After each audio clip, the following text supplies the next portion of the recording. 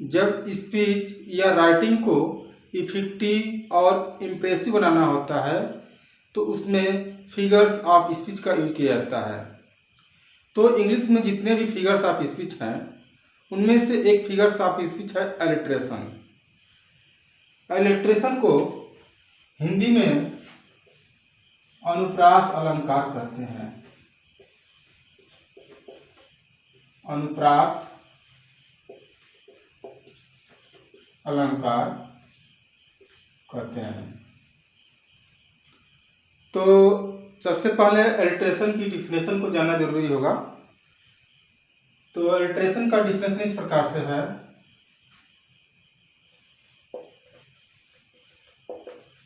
Alliteration consist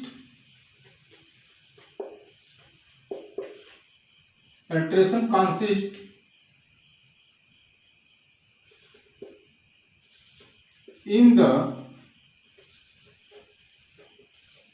repetition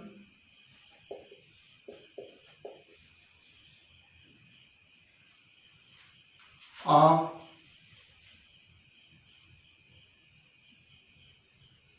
the same letter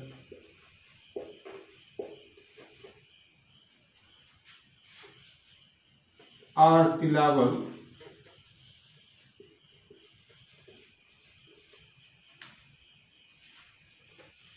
at the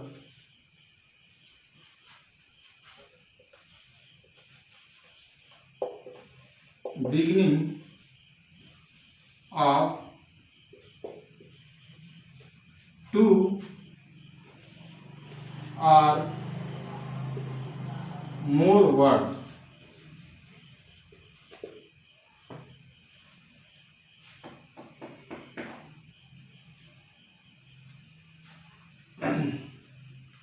Alliteration consists in the repetition of the same letter or syllable at the beginning of two or more words।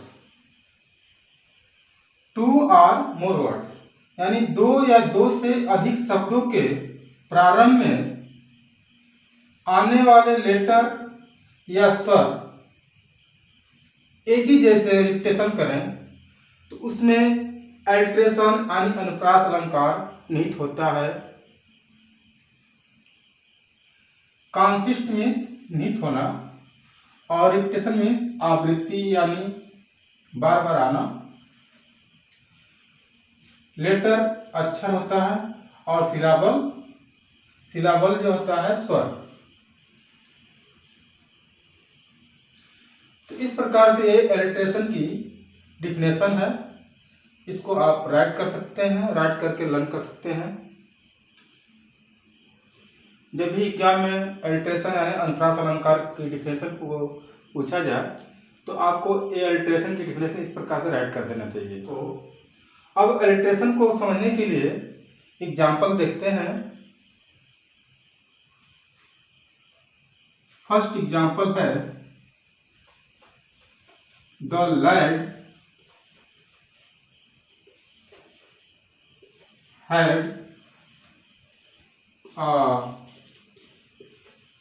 Heavy head.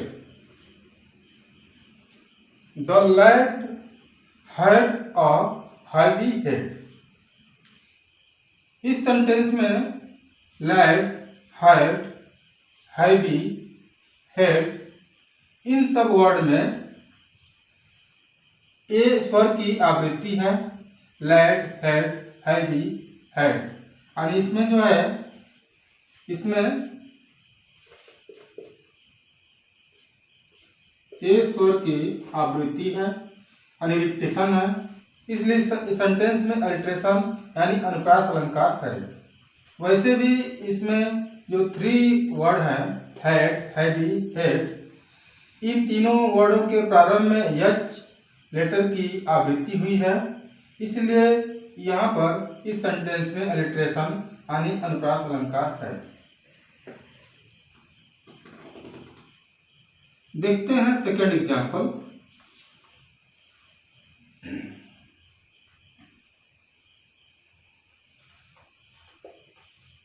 Seating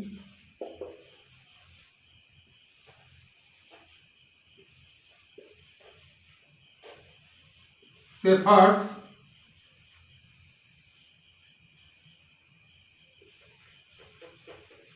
sang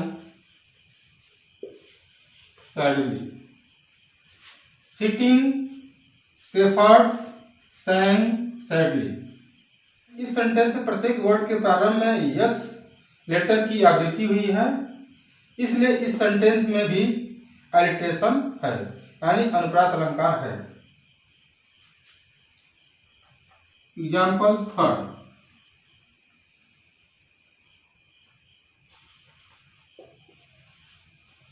right and right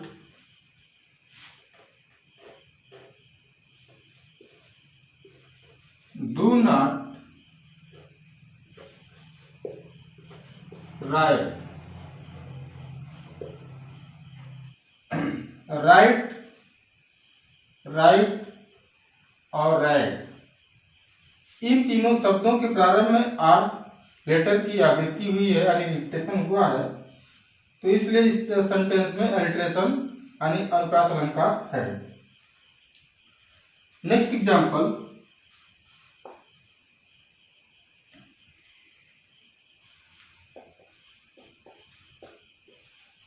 little learning is a dangerous